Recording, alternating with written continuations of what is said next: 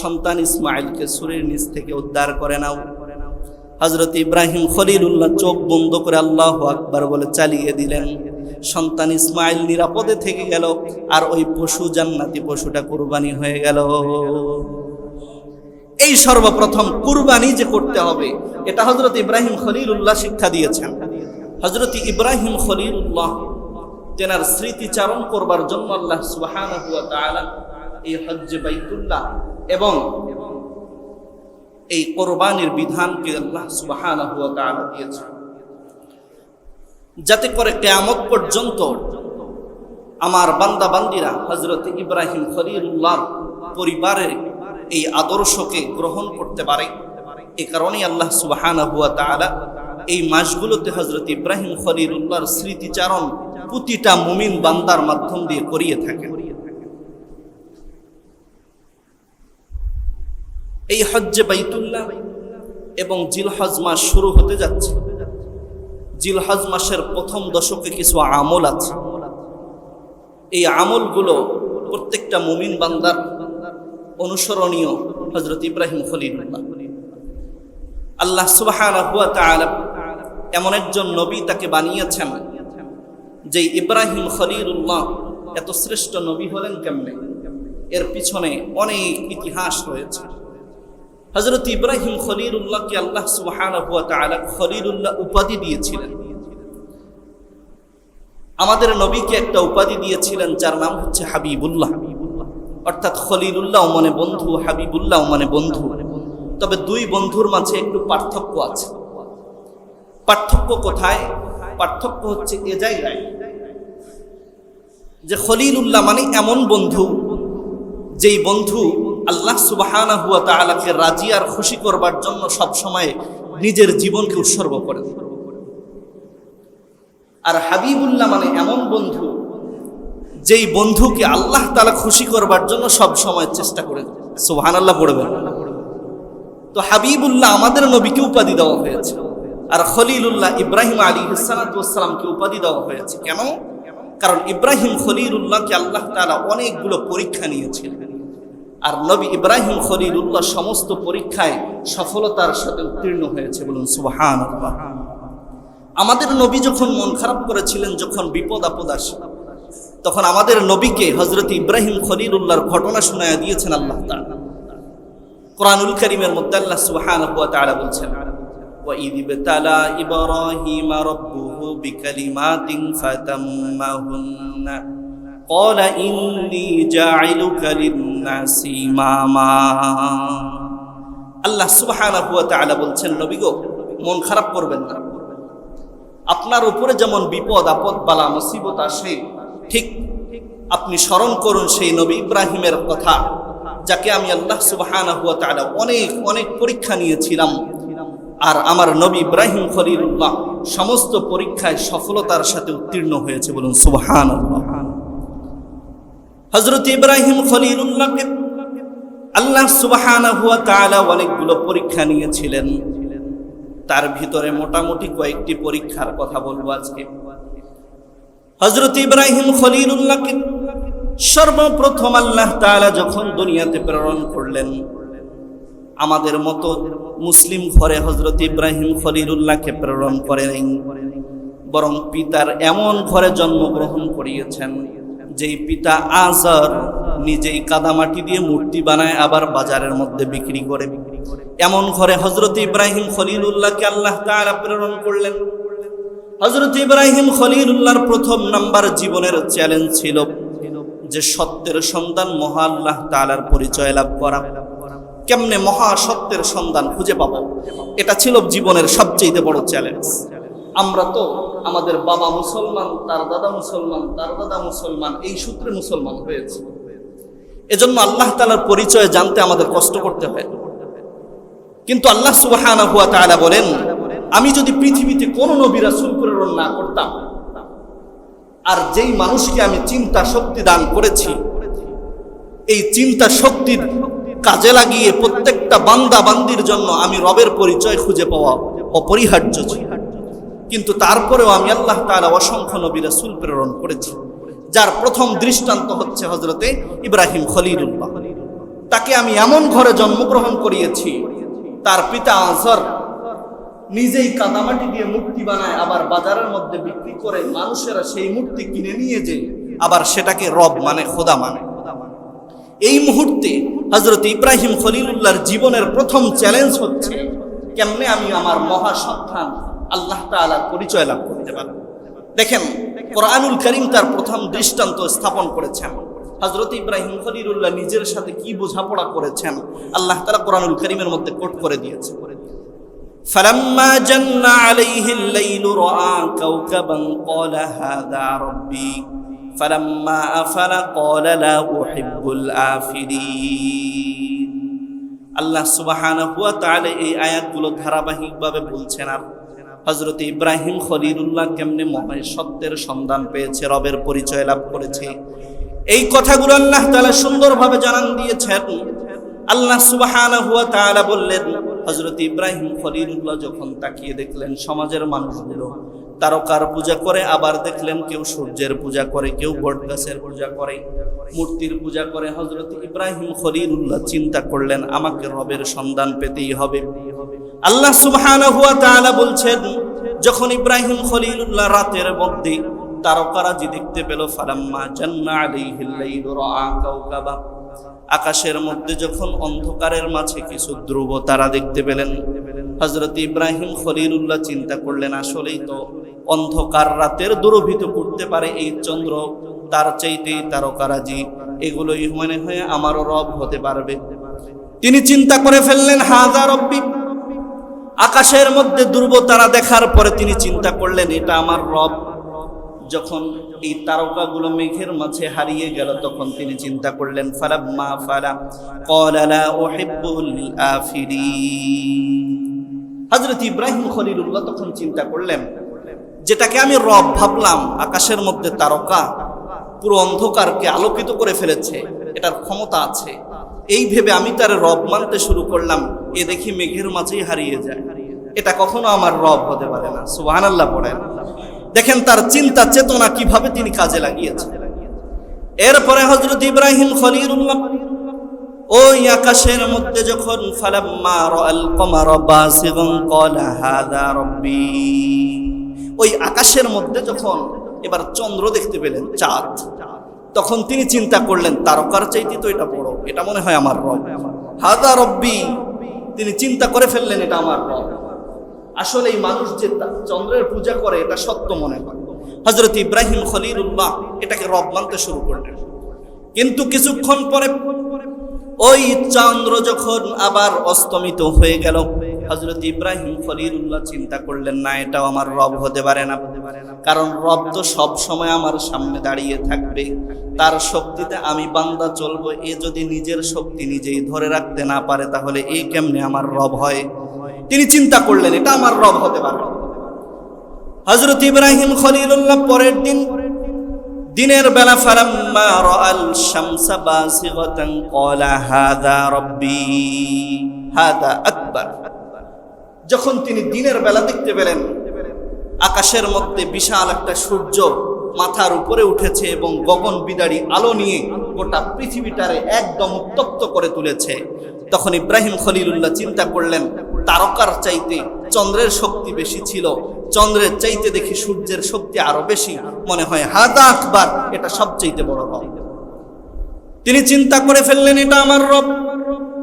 কিন্তু সন্ধ্যাবেলা যখন সূর্য অস্তমিত হয়ে গেল, হযরত ইব্রাহিম খলিলুল্লাহ চিন্তা করলেন, না, এটা আমার রব হতে পারে না, কারণ যেই রব আমাকে পথ প্রদর্শন করবে সেই রব যদি নিজেই নিজের শক্তি টিকান দিতে না পারে, সেটা কখনো বান্দাকে সঠিক পথ প্রদর্শন করতে পারে না। সুবহানাল্লাহ, এটা আমার রব হতে পারে না। এবার সমাজের লোক যখন দেখলো কাদামাটি দিয়ে মূর্তি বানায়, আবার সেটাকে তারা প্রভু মানে, আসলে তো হওয়ার দরকার ছিল, তিনি চিন্তা করছেন, আমার বাবা নিজেই কাদামাটি দিয়ে মূর্তি বানাচ্ছে, এটার স্রষ্টা তো আমার বাবা, আমার বাবাকে না স্রষ্টা মানবে সেই মূর্তি, আমার বাবাই দেখি আবার ওই মূর্তির পূজা করে, এটা কেমন রব? তেনার মাথায় এটা ধরছে না, কেমনে এটা রব?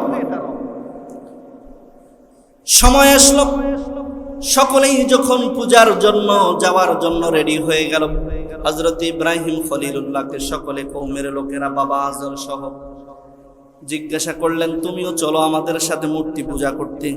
হযরত ইব্রাহিম খলিলুল্লাহ তখন আকাশের দিকে তাকালেন এবং নিজেকে বললেন, ক্বালা ইন্নী সাকিম, আমি অসুস্থ বাবা, আমি যেতে পারবো না। আসলে হযরত ইব্রাহিম খলিলুল্লাহ কি অসুস্থ ছিলেন? হ্যাঁ, অসুস্থ দুই প্রকার, একটা হলো শারীরিক আর একটা হলো মানসিক। হযরত ইব্রাহিম খলিলুল্লাহ শারীরিকভাবে কোনো অসুস্থ ছিলেন না, কিন্তু মানসিকভাবে এমন অসুস্থ ছিলেন যে অসুস্থতা কেবলমাত্র সুস্থ করতে পারে মহারবের সন্ধানের মাধ্যমে। হযরত ইব্রাহিম খলিলুল্লাহ তো সন্ধান চালাচ্ছে, কোনটা আমার আসল খোদা আমি দেখতে চাই। এ কারণে তিনি বললেন, ক্বালা ইন্নী সাকিম, আমি অসুস্থ, তোমরা সকলে যাও, আমি যাইতে পারবো না। লোকেরাও চিন্তা করলো, যেহেতু এ যাবে না, 360টা মূর্তির পাহারাদার হিসেবে হযরত ইব্রাহিম খলিলুল্লাহরে রেখে দেয়। ভালো পাহারাদার খুঁজে পেয়েছে হযরত ইব্রাহিম খলিলুল্লাহ। এবার বলেছে, আচ্ছা উচিত শিক্ষা দিব আজকে।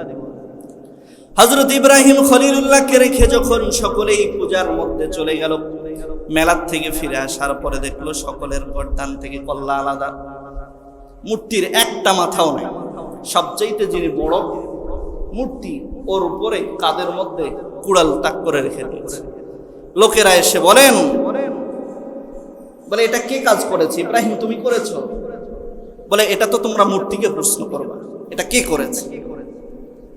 আমি করেছি কি করি নাই এটা মূল বিষয় না, যাদের মাথা থেকে গর্দান আলাদা হয়েছে এবং সবচেয়ে বড় যেটা খোদা মানো তোমরা, বড় মূর্তি, ওর কাদের উপরে কুড়াল দেখা যায়, ওই হয়তো সবগুলোর পিঠায় সাইজ করেছে। লোকেরা বলছেন, না, এগুলো মূর্তি তো কথা বলতে পারে না, এগুলো মূর্তি তো চলাফেরা করতে পারে না, শক্তি নাই, তাহলে এ কেমনে এতগুলো মূর্তির গর্দান থেকে কল্লা আলাদা করলাম। হযরত ইব্রাহিম খলিলুল্লাহ বলেন, তোমাদের জবান থেকে তো এই কথাটা শোনার জন্যই আমি এই কাজটা করেছি। যেই ব্যক্তি কোনো কথা বলতে পারে না, যেই মূর্তি কোনো কারো কাছে যেতে পারে না, যে খেতে পারে না, সে কেমনে তোমাদের রব হয়, আমার রব হয়? তোমরাই নিজের মুখ দিয়ে বলো। আল্লাহ তাআলা কোরআনুল কারীমের মধ্যে সেই কথাটা জানান দিয়েছেন। হযরত ইব্রাহিম খলিলুল্লাহকে রেখে যখন সকলেই চলে গিয়েছিল, হযরত ইব্রাহিম খলিলুল্লাহ ওই মূর্তিগুলোর সামনে গেলেন। যাওয়ার পরে দেখলেন তাদের সামনে অনেকগুলো মিষ্টান্ন, অনেকগুলো খাবার রেখে দেওয়া, দুধ, কলা, নারিকেল, অনেক কিছুই খাবার দেয়া, কিন্তু তারা খায় না। হযরত ইব্রাহিম খলিলুল্লাহ ওই খাবারগুলো তাদের মূর্তির সামনে ধরলেন, বলে খাও। খায়ও না, কথাও কয় না। ফাকাল আলা তাকুলুন, হযরত ইব্রাহিম খলিলুল্লাহ বলেন, এতগুলো খাবার তোমাদেরকে দেওয়া হয়েছে, তোমরা খাও না কেন? তোমাদের কি হয়েছে? ফাকাল আলা তাকুলুন, তোমরা কথা বলছো না কেন? তোমরা খাচ্ছ না কেন?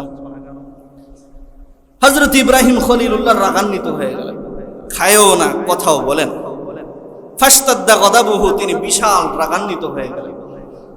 দরবাম বিল ইয়ামিন, হাত দ্বারা সবগুলোকে আঘাত করলেন আর ভেঙে চুরমার।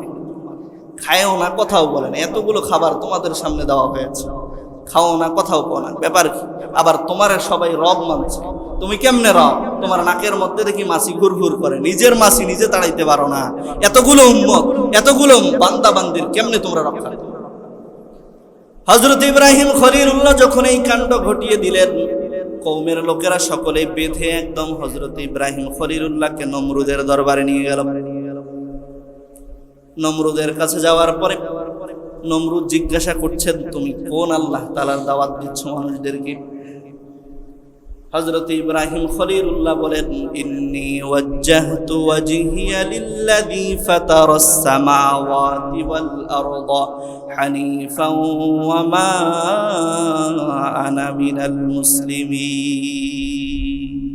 আমি তো সেই রবের প্রতি তোমাদেরকে আহ্বান করছি, যে রব আসমান বানিয়েছেন, জমিন বানিয়েছেন, যেই রব আমাদের স্রষ্টা, সেই রবের দাওয়াত দিচ্ছি, যিনি মৃত্যুকে জীবিত করতে পারে, আবার জীবিতকে মৃত্যু বানাতে পারে। নমরুদ এই কথা শোনার পরে বলছেন, এটা তো আমিও পারি, আমি তো সবচেয়ে বড় রব, আনা রব্বুকুমুল আলা। তুমি কোন রবের দাওয়াত দিচ্ছ? আমি সবচেয়ে রব। রব্বি আরনি কাইফা তুহিল মাউতা ক্বালা ওয়া লাম তুমিন ক্বালা বালা ওয়ালাকিন লিয়াতমাইন্না কলবি। হযরত ইব্রাহিম খলিলুল্লাহ আল্লাহ তাআলাকে একদিন জিজ্ঞাসা করেছিলেন, ও ওগো আল্লাহ তুমি নাকি মৃত্যুকে জীবিত করো, জীবিতকে মৃত্যু করো, কেমনে করো একটু দেখতে চাই। হযরত ইব্রাহিম খলিলুল্লাহকে আল্লাহ তাআলা বললেন, ওগো ইব্রাহিম খলিলুল্লাহ তুমি নবী মানুষ, তুমি কি জানো না এটা? তুমি কি বিশ্বাস করো না? বলে নাম, আমি তো অবশ্যই বিশ্বাস করি। ক্বালু বালা, তিনি বললেন অবশ্যই তো আমি বিশ্বাস করি, কিন্তু আল্লাহ যদি দেখতে পারতাম তাহলে কলবটা, হৃদয়টা প্রশান্ত হতো। সুবহানাল্লাহ পড়বেন। আল্লাহ তাআলার দৃষ্টান্ত দিয়েছিলেন, হযরত ইব্রাহিম খলিলুল্লাহ দেখেছেন, এই আয়াতের ভিতরে আছে। তো হযরত ইব্রাহিম খলিলুল্লাহ নমরুদকে বললেন, আমার আল্লাহ তাআলা জীবিতকে মৃত্যু করতে পারেন, আবার মৃত্যুকে জীবিত বানাতে পারে। তিনি বললেন আমিও পারি। কেমনে? তখন তিনি বললেন, ওই যে জেল হাজতের মধ্যে দুইজন ব্যক্তি আছে, দুইটারে ধরে নিয়ে আস, ফাঁসির আসামি ধরে নিয়ে আসলো। আসার পরে হযরত ইব্রাহিম খলিলুল্লাহর সামনে একটারে কতল করলেন, আর একটারে ছেড়ে দিলেন। দেওয়ার পরে বলছেন, দেখো আমিও জীবিত করে মৃত্যু বানাতে পারি, মৃত্যুকে জীবিত করতে পারি। এ দুইজনে ফাঁসির আসামি ছিল, একজন কারে ছেড়ে দিলাম, জীবন দান করলাম, আর একজন কারে মেরে দিলাম। হযরত ইব্রাহিম খলিলুল্লাহ বললেন, না তুমি রব হতে পারো না, আমার আল্লাহ তো সেই রব যিনি প্রতিদিন পূর্ব আকাশে সূর্য উদিত করে, পশ্চিম আকাশে সূর্য ডুবায়। তুমি যদি নিজেকে রব মনে করো তাহলে তুমি আজকে পশ্চিম আকাশে সূর্য উদিত করবা এবং পূর্ব দিগন্তে সূর্য ডুবাবা। এবার ধরা খেয়ে আমার আল্লাহ তো সেই আল্লাহ, যে আল্লাহ পূর্ব দিগন্তে প্রতিদিন সূর্য উদিত করে, পশ্চিম দিগন্তে সূর্য অস্তমিত করে।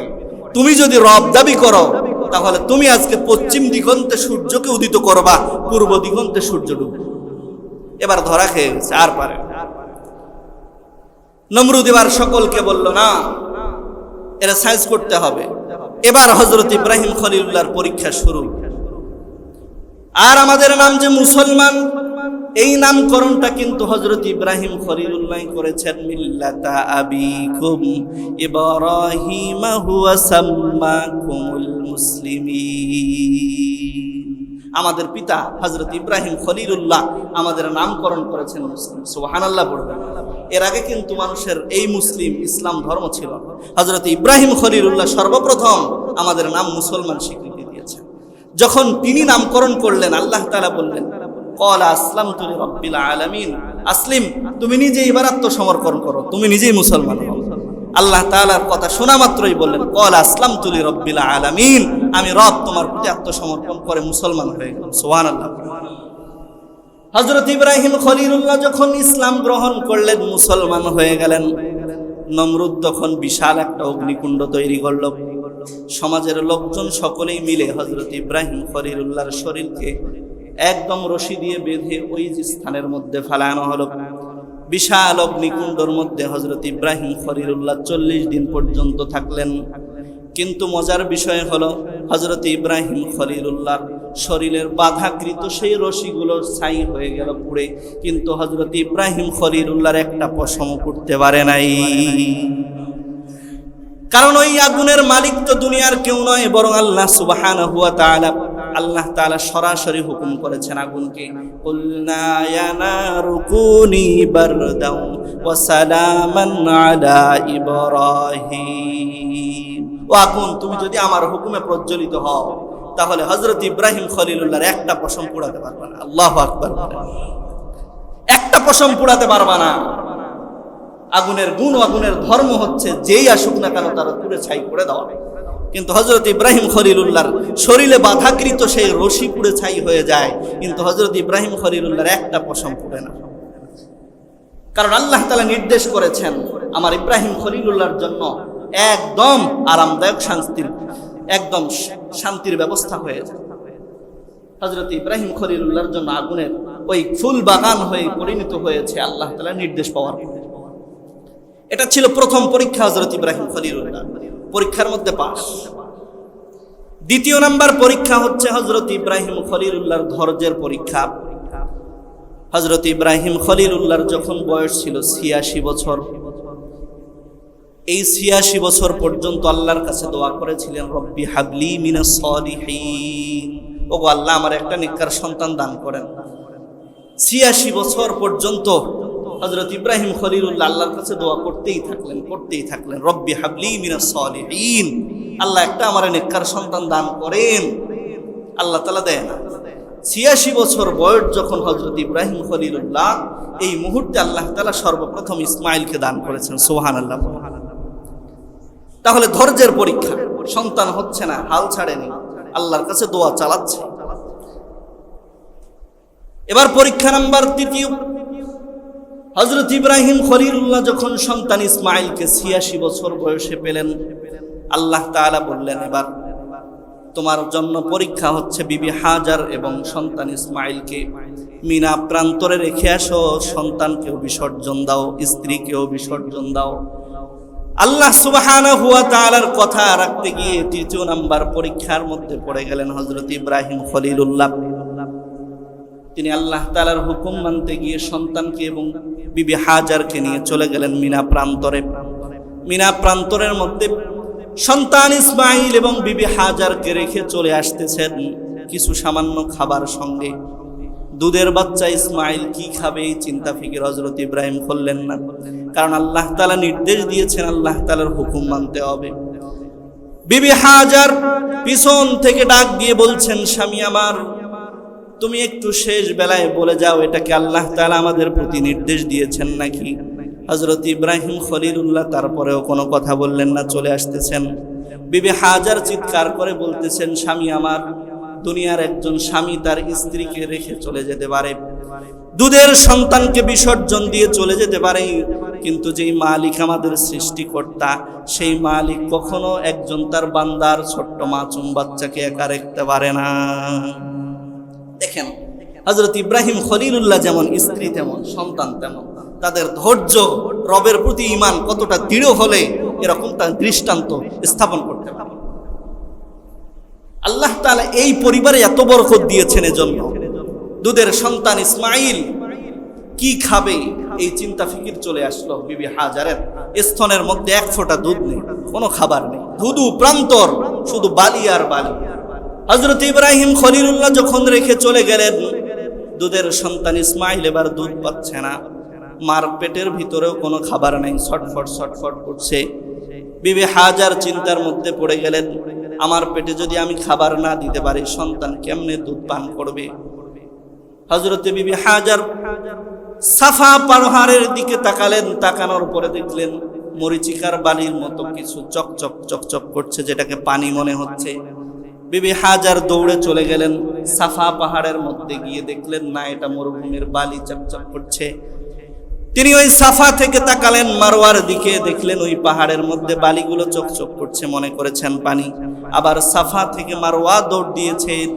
এভাবে দৌড়াদৌড়িটা আল্লাহ তাআলার কাছে এত প্রিয় হয়ে গিয়েছে, কিয়ামত পর্যন্ত যত হাজি হজ করার জন্য বাইতুল্লাহ যাবে, তাদের জন্য এই সাফা মারওয়া সাই করাকে আল্লাহ তাআলা ওয়াজিব করে দিয়েছে।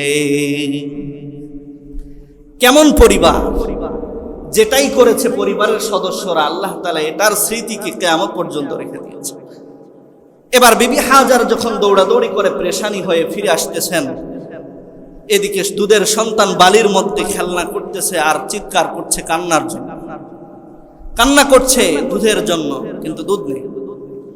এই সন্তান ইসমাঈলের পায়ের আঘাতে ওই বালু সরে গিয়ে ওই পায়ের গোড়ালির থেকে পানি ফোয়ারা জারি হয়েছে। সুবহানাল্লাহ। বিবি হাজার এবার পানি দেখে আনন্দিত হয়ে গেলেন। এবার সন্তানকে কোলার মধ্যে নিয়ে, তেনারা ছিলেন সুরিয়ানি ভাষার মানুষ, বিবি হাজার তার মুখ নিঃসৃত এই বালু দিয়ে বাদ দিচ্ছে, পানি আটকাচ্ছে আর বলছেন ঝম ঝম, তাদের ভাষায় ঝমঝম মানে থাম থাম, পানি থাম, বাদ দিচ্ছেন আর বলছেন ঝম ঝম। তাদের মুখের এই মুখ নিঃসৃত কথা আল্লাহর কাছে এত প্রিয় হয়েছে, কিয়ামত পর্যন্ত এই কূপের নাম জমজমের। সুবহানাল্লাহ। আল্লাহ তাআলা কত বরকত দিয়েছে। এই পরীক্ষার মধ্যে ইব্রাহিম খলিলুল্লাহ পাস।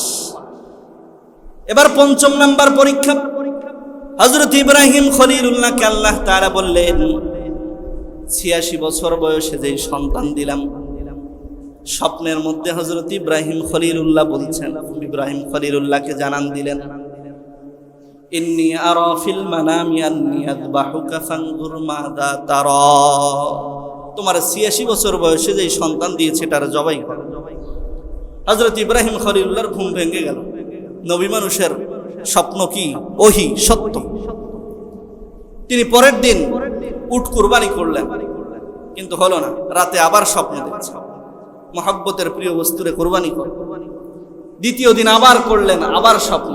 তৃতীয় দিন চিন্তা করলেন আমার ঘরের মধ্যে সবচেয়ে প্রিয়তম মানুষ তো হচ্ছে সন্তান ইসমাইল, যাকে আল্লাহ তাআলা আমাকে ৮৬ বছর বয়সে দান করেছে। সুবহানাল্লাহ পড়বেন। সন্তানকে নিয়ে এবার চলে গেল। হাদিসের ভাষ্য, হযরত ইসমাইল তখন শুধু বাবার সাথে কাজকর্ম করতে পারে, একটু একটু করে কথা বলতে পারে, কাজ করতে পারে বাবার সাথে। বাবা নিয়ে যাচ্ছে আর বলছেন, বাবারে তোমার সাথে একটা পরামর্শ ছিল। ইন্নী আরা ফিল মানামি আন্নী আযবাহুক, আমি আজকে স্বপ্নে দেখেছি তুমি সন্তান ইসমাইলকে আমি জবাই করতেছি। সন্তান, এতটুকু সন্তান, তার ভিতরে আল্লাহ তাআলা কতটা ঈমান দিয়েছেন। ওই ছোট্ট সন্তান বলছেন, ফাফআল মা তুমার, বাবা তুমি যেটা দেখেছো রবের নির্দেশ পালন করার জন্য আমার গলার মধ্যে ছুরে চালায়া দাও, আমি কখনো হতাশ হব না। সুবহানাল্লাহ। ওই বাবাকে আবার সন্তান বলছেন, বাবা গো সাতাজিদুনি ইনশাআল্লাহু মিনাস সাবিরিন, তুমি ভয় পাইও না, আমি কিন্তু ভয় পাচ্ছি না। রব তোমার নির্দেশ করেছে, তুমি তাই করো। সন্তান ইসমাইল বলেন, সাতাজিদুনি ইনশাআল্লাহু মিনাস সাবিরিন, আল্লাহ চাহে তো, আপনি চাহেন তো আমি ধৈর্যশীলদের অন্তর্ভুক্ত থাকবো, নড়াচড়া করব না। বাবা কতটা ত্যাগী হলে এই সমস্ত কিছু হতে পারে। আর কোনো বাবা যদি আমাদেরকে বলতো সকালে উঠে, বাবা তোমার আমি দেখতেছি আল্লাহ নির্দেশ দিয়েছে তোমার জবাই করতে হবে, আমরা কি বলতাম? আমারে দেখেন নাই, আমার বড় ভাইরে দেখছেন, আমার চাচাতো ভাইরে দেখছেন, আমার মামাতো ভাইরে দেখছেন, আমারে দেখেন নাই, তাদের জবাই। কিন্তু দেখেন সন্তান, নবীর সন্তান ইসমাইল কতটা ধৈর্যের প্রতি, ঈমানের প্রতি অটল। তিনি বললেন, বাবা তুমি ভয় পাইও না, আমি কিন্তু ভয় পাচ্ছি, আমাকে আপনি ধৈর্যশীলদের অন্তর্ভুক্ত পাবেন। এই পরীক্ষার মধ্যেও হযরত ইব্রাহিম খলিলুল্লাহ পাস। সন্তানকে নিয়ে গেলেন জবাই করার জন্য। ছুরি এত ধারালো ছিল, গলার মধ্যে ছুরি চালায় কিন্তু গলা কাটে না, গলা কাটে না। হযরত ইব্রাহিম খলিলুল্লাহ রাগান্বিত হয়ে ছুরিকে দূরে নিক্ষেপ করলেন। ছুরিটি এত ধারালো ছিল, পাথরে লেগে পাথরটা দ্বিখণ্ডিত হয়ে গেছে, কিন্তু হযরত ইসমাইলের গলা কাটতে পারে। আল্লাহ তাআলা বলেন, কদ সাদ্দাকতার রুইয়া, ও ইব্রাহিম সন্তান ইসমাইলকে জবাই করা আমার উদ্দেশ্য ছিল না। আমি তো জানতে চেয়েছিলাম ৮৬ বছর বয়সে সন্তান দিচ্ছি, তার প্রতি মহব্বত বেশি নাকি আমি রবের প্রতি মহব্বত বেশি, এটা জানার জন্য আমি আল্লাহ তাআলা বিধানটা তোমাকে দিয়েছি। সুবহানাল্লাহ পড়বেন না। হযরত জিবরাইল আলাইহিস সালাতু ওয়াস সালামকে আল্লাহ তাআলা বললেন, যাও জান্নাত থেকে একটা তাড়াতাড়ি দুম্মা নিয়ে যাও, দুম্মাটা ওই ছুরির নিচে চালায়া দাও, আর সন্তান ইসমাইলকে ছুরির নিচ থেকে উদ্ধার করে নাও। হযরত ইব্রাহিম খলিলুল্লাহ চোখ বন্ধ করে আল্লাহু আকবার বলে চালিয়ে দিলেন। সন্তান ইসমাইল নিরাপদে থেকে গেল, আর ওই পশু, জান্নাতি পশুটা কুরবানি হয়ে গেল।